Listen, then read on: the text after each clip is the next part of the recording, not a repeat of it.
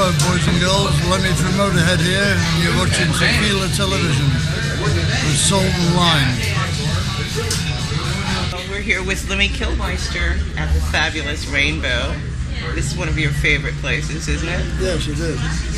What do you like best about the Rainbow? The fact that they built the patio out the back for the smokers, that's what I like the best. So the Rainbow is like your home away from home. Well, I mean, I only live 1 block away, 2 blocks away, so it's not that far from home. I mean, I got my apartment where it was because it was close to the Rainbow, because it was the only place I knew in LA, you know. Then, so. I first came here in 1973, the year after it opened, you know. So I saw the glory days of this place. What were they like? Oh, nuts. Keith Moon, you know. Lennon was in here for about 6 months and every day. Jimmy, thank you. A lot of people used to, Jimmy Page, all of Led Zeppelin. Good times, you know. Before everybody started dying, you know, doing their own dope, you know. Still, there you go. Surviving the fittest. When's your next tour with Motorhead? Well, we're doing festivals in Europe, June and July. But we're coming back to America in August. We've got the Heaven and Hell tour. So second on the bill, third on the bill for that. So we'll be going all around the major American markets and all that. Sheds ahoy, you know. How do you feel about America right now, the political situation?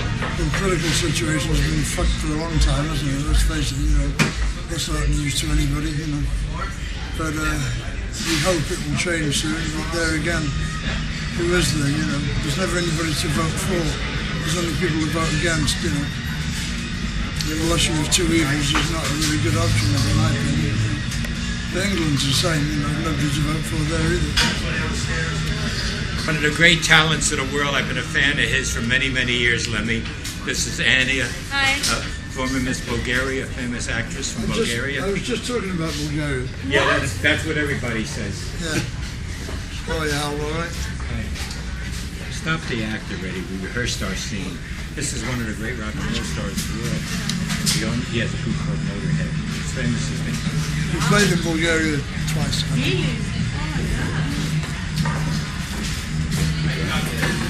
So, I hope she's not fucking them, that's all I'm saying. All right.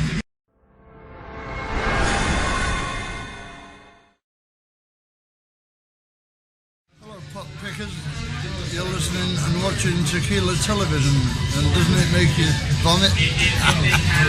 I like Germany, you know, and it's of interest to me because of my collection, you know, so I can go to places where it all happened and have a look at them, you know. And in East Berlin, there was a lot of places that were still extant from that period, you know, like, so it's interesting to me.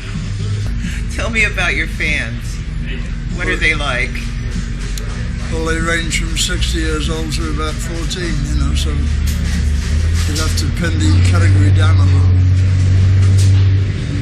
How do you like your fans to approach you? Quietly.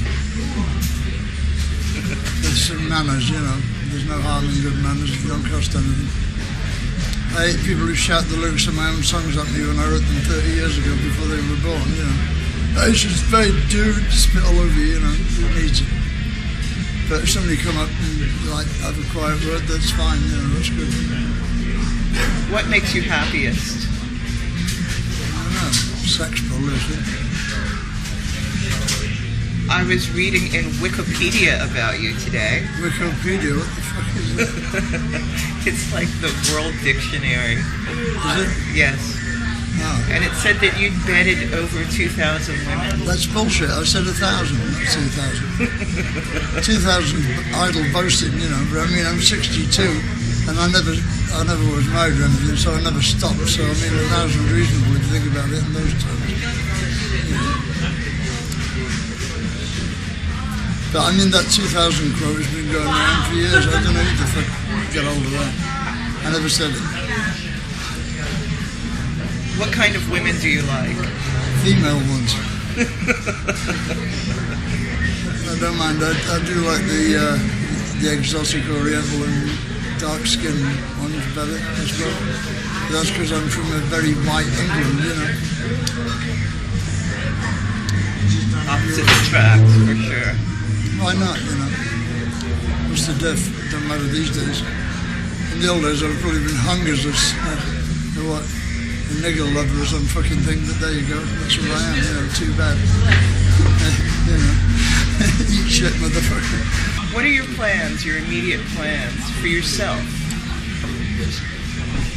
Oh, I plan to go all ungracefully, basically. I don't wish to settle down or be responsible or calm down or be a real adult, you know. Fucking arrested development is my aim, you know, at all times. Yes, you have the heart of a small boy. Yeah, sure. A small, nasty boy.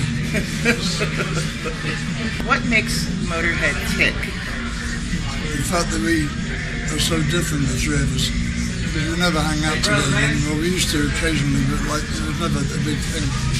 Some bands are like hanging out, they go everywhere together and all that. And the old Motorhead used to do that, but this Motorhead has been together now for a long time, you know. Phil's been with 23 years, you know. And Mickey's been with me for 15, so like, you've heard all their conversations on every topic in the world, you know. Except for current events, you know, we don't really have to talk much, you know.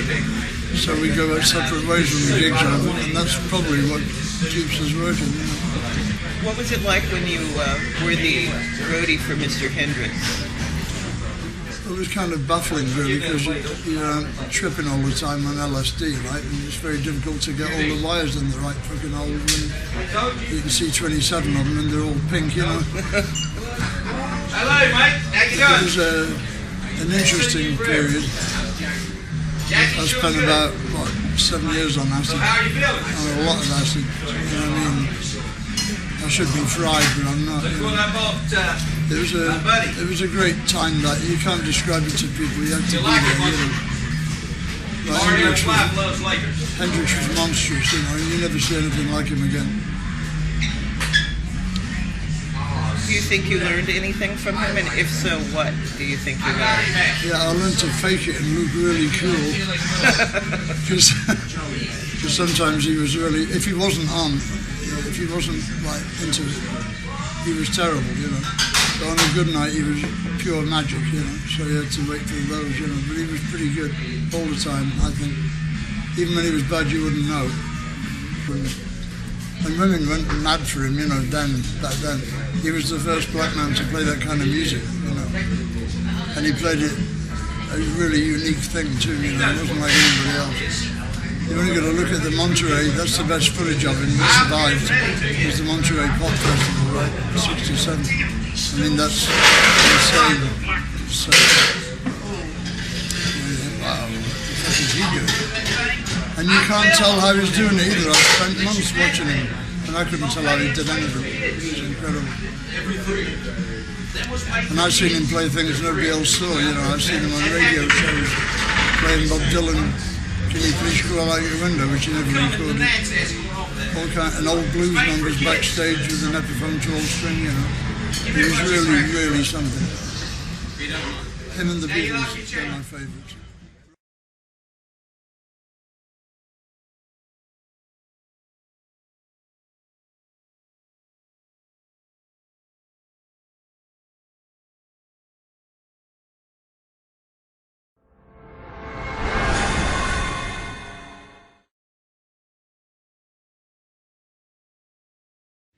It's a great place, you know, America. I mean, if you come from Europe, America's really, to coin a phrase, vibrant and new, you know, like Europe's really old and stuck in its ways, you know, stuck in tradition. And I like tradition up to a point, but it's gone mad over there, you know, I mean, and also the economy, the prices in England are ridiculous now, as you know, right?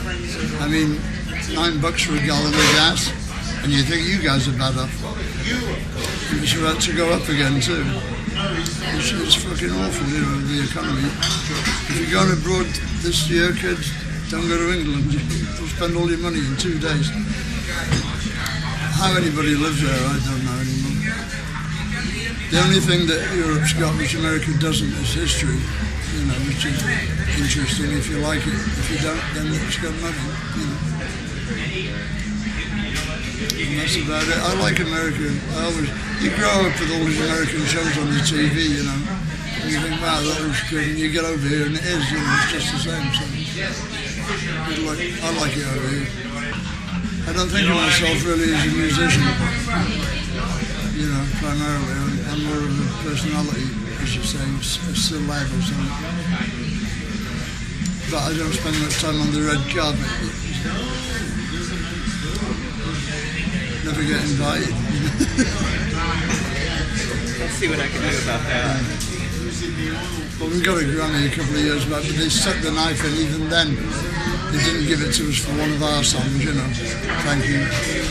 For a bad cover of Whiplash, Metallica song. Still, there you go, never mind. Would you like to be in the Rock and Roll Hall of Fame? Have you been there? Have you been there? Have you? I'm from Ohio. It sucks. It's the most monumental waste of fucking space I've ever seen in my life. I haven't been for 5 years, I have to say, all right? But when I was there, the biggest exhibit was the gift shop, you know.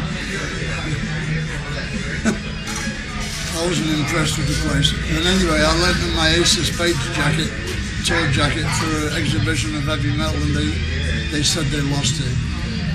You know, somebody's girlfriend's wearing it. Yes, crying. Shouldn't have done it. Bad news, Cleveland. They got an action figure of me out now. A choice of 2 guitars and 3 backdrops. Nice. I haven't got one, but like, it's quite funny since we've been in the top 100 over here. That's why I say I'm not really classed as a musician over here. You know, I'm more of a personality.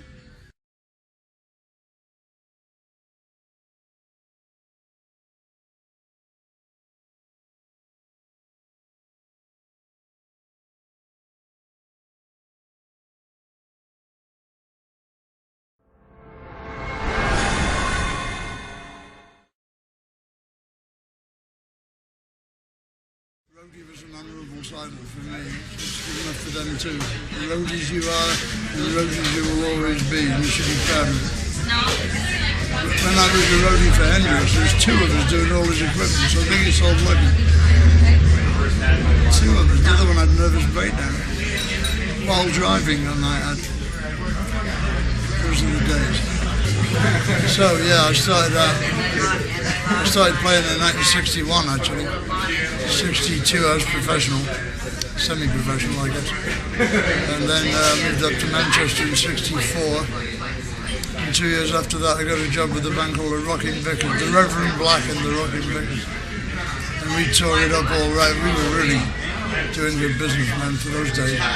We were getting £200 a week each, tax-free. We all had cars. We had a speedboat, big apartment in Cheadle, which is a good part of Manchester. We were doing really well. And when that broke up, I went to London and became a roadie. Well, I became a dope dealer first and then a roadie. And then I joined a succession of bands which led up to Auckland, you know, in 71. I mean, everybody in Auckland was a fucking ex-roadie, I think, except for Dave and Nick. What are you listening to on the radio, on the airwaves? On the radio? Well, there's no point listening to the radio. All you get is bloody adverts, isn't it? Well, Steve Jones from 103.1 was playing some Hawkwind today. Oh, yeah? Yeah, it was very, very entertaining. When is his show? It's on every day from 12 till 2, and then there's a rebroadcast at 6 p.m. of 1 hour of the show. I should remember that, yeah. I've been on that a couple of times, yeah. He's all right, Steve. He's doing a good job. Yeah.